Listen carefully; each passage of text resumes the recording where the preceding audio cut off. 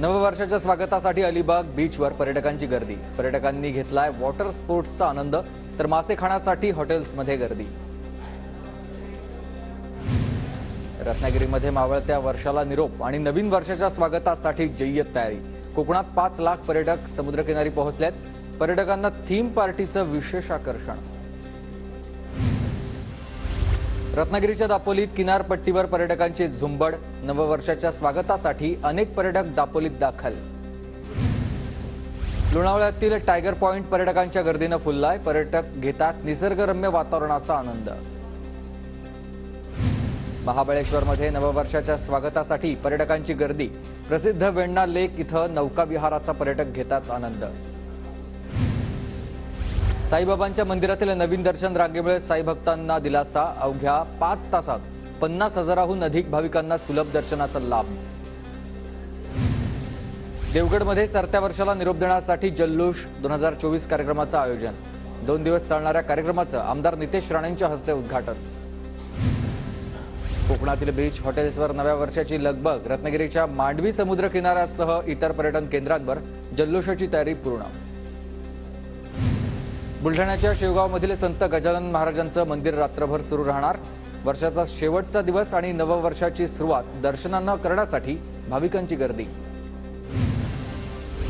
साईबाबांच्या दर्शनासाठी साई मंदिर आज रात्रभर खुलं।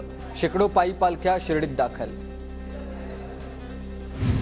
शिर्डीत सकाळपासूनच साई मंदिरात भाविकांची गर्दी। साई नामाच्या जयघोषात साई भक्त शिर्डीत दाखल।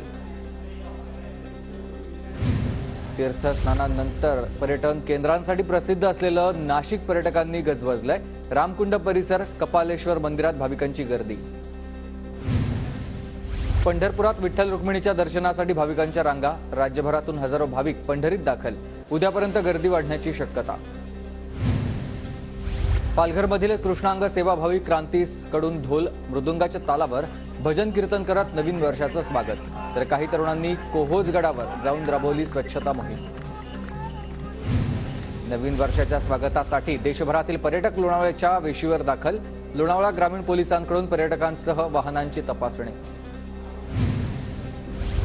वाशिममध्ये शेतमालाच्या दरवाढीसाठी भूमिपुत्र शेतकरी संघटनेची पदयात्रा। रिसोडमधील निघालेली पदयात्रा उद्या वाशिमच्या जिल्हाधिकारी कार्यालयावर धडकणार।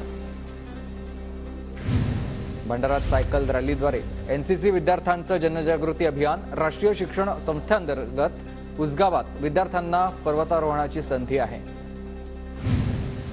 सांगलीच्या मिरजेत अयोध्येतून आलेल्या श्रीराम अक्षता कलशाचं पूजन झालेलं आहे। पालखी रथ वाद्याच्या गजरात शोभायात्रा संपन्न।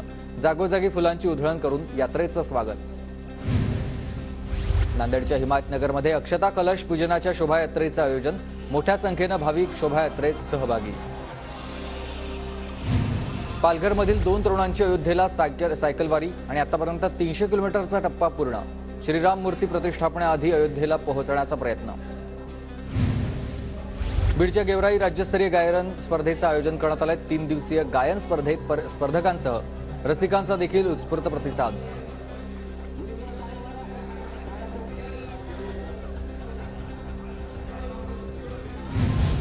पुण्याच्या कोरेगाव भीमा इथं शौर्य दिनानिमित्त विजयस्तंभ फुलांनी सजलाय। विजयस्तंभ परिसरात अभिवादन करण्यासाठी अनुयायींची आजपासूनच गर्दी।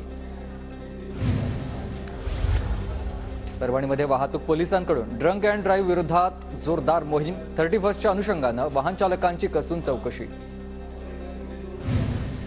नववर्षाच्या निमित्तानं सिंहगडावर गड पावित्र्य मोहीम। राज्य प्रतिष्ठानकडून सिंहगडावर जाणाऱ्या वाहनांची कसून तपासणी। गडावर पार्ट्या होऊ नयेत यासाठी मोहीम। मुंबईहून चिपी विमानतळावर येणारं विमान शनिवारी पुन्हा एकदा अचानक रद्द। सिंधुदुर्गात येणाऱ्या पर्यटकांना मनस्ताप। छत्रपती संभाजीनगरच्या कंपनीत लागलेल्या आगीत 6 कामगारांचा मृत्यू। आगीमागचं कारण अद्याप अस्पष्ट। छत्रपती संभाजीनगर आगीत मृत्युमुखी पडलेल्यांच्या नातेवाईकांना मदत जाहीर। मुख्यमंत्री सहायता निधीमधून 5 लाखांची मदत, तर जखमींवर शासकीय खर्चानं वैद्यकीय उपचार करण्याचा निर्णय।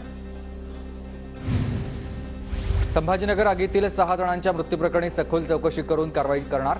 संभाजीनगरचे पालकमंत्री संदीपान भुमरे यांची माहिती। पालघरमध्ये पहाटेच्या सुमारास 3 घरांना भीषण आग। कुठलीही जीवितहानी नाही। घरातील साहित्य जळून खाक। शॉर्ट सर्किटनं आग लागल्याचा अंदाज। वाशीमध्ये सिलेंडरची वाहतूक करणाऱ्या चालकाचं काम बंद आंदोलन, नव्या वाहतूक नियम कायद्याविरोधात चालक आक्रमक, जाचकटी रद्द करण्याची मागणी. परभणीच्या गंगाखेडमधील उड्डाणपुलावर धोकादायक खड्डे, सार्वजनिक बांधकाम विभागाचं दुर्लक्ष. नाशिकमधील अनकवडे शिवारातील रहस्यमय भगदाड निघालय धान्य साठवणीचं पेव. गिर्यारोहक भागवत झालटे यांनी भगदाडात उतरून शहानिशा केली. गोंदिया जिल्ह्यातील स्त्री रुग्णालयाची सोनोग्राफी मशीन अनेक दिवसांपासून बंद. रेडिओलॉजिस्ट नसल्यानं सोनोग्राफी मशीन बंद असल्याचं कारण सर्वसामान्य महिला रुग्णांची मशीन अभावी गैरसोय. पुण्यात प्राथमिक आरोग्य केंद्रातील कंत्राटी कर्मचारी 5 महिन्यांपासून पगारापासून वंचित. लवकरच पगार मिळणार असल्यासाठी किंवा कर्मचाऱ्यांचं त्यासाठीचे आंदोलन सुरू आहे. जळगावच्या वाडीमधील रेल्वे बोगद्यामधून वाहतुकीस अडथळा. रेल्वे विभागानं लवकरात लवकर पर्यायी मार्ग उपलब्ध करून देण्याची ग्रामस्थांची मागणी.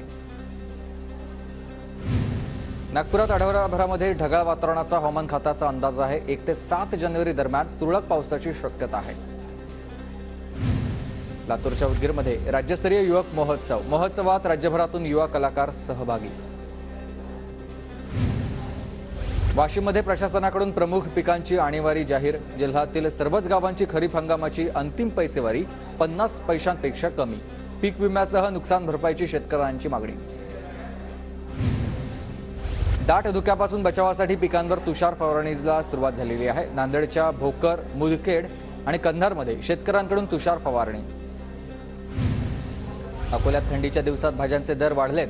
बाजारभावामध्ये भेंडी, दोडके, वांगे 30 रुपये पाव, तर मेथी 20 रुपये पाव आणि गवार 160 रुपयांवर गेलेली आहे. पुण्याच्या आंबेगाव तालुक्यातील शिंगवेमध्ये बिबट्याची 3 पिल्लं आढळली. ऊसतोड मजुरांमध्ये सध्या भीतीचं वातावरण. नाशिकमध्ये भक्ष्यतोंडात पकडून बिबट्याचा मुक्त संचार. देवळाली कॅम्प परिसरातील घटना सीसीटीव्हीत कैद. नागरिकांमध्ये भीतीचं वातावरण. गडचिरोलीच्या कुरखेडा तालुक्यात रानटी हत्तीचा शॉक लागून मृत्यू. कळपात 25 हत्तींचा समावेश. नालासोपारा परिसरात 1,47 लाखांचा ड्रग्ज जप्त. 2 नायजेरियन नागरिकांना अटक. नव्या वर्षाच्या पूर्वसंध्येला अंमली पदार्थ विरोधी पथकाची कारवाई. अहमदनगरच्या कोपरगावात अवैधरित्या गॅस भरणाऱ्या दुकानांवर डीवायएसपी मिटकेंच्या पथकाचा छापा. 2 जण ताब्यात. 21 गॅस टाक्या, व्हॅन, मशीनसह 5 लाखांचा मुद्देमाल हस्तगत. अकोल्यातील उरळ पोलीस स्टेशनच्या हद्दीत पोलिसांवर गोळीबार. रात्रीच्या सुमारास पेट्रोलिंग करताना दुचाकीस्वारांचा गोळीबार. 1 पोलीस कर्मचारी जखमी. सांगलीच्या मिरजमध्ये अवैध गॅस रिफिलिंग करताना आग. गॅस रिफिलिंग अड्डा उजळून खाक झालेला आहे. यवतमाळमध्ये नायलॉन मांजा विक्रेत्यावर कारवाई. 5.5 लाखांचा मांजा जप्त. एलसीबीच्या कारवाईमुळे विक्रेत्यांचे धाबे दणाणले. पालघरमध्ये दमण आणि खानवेलमधील अवैध दारूवर कारवाई. कारवाईमध्ये जवळपास 2 लाखांची दारू जप्त.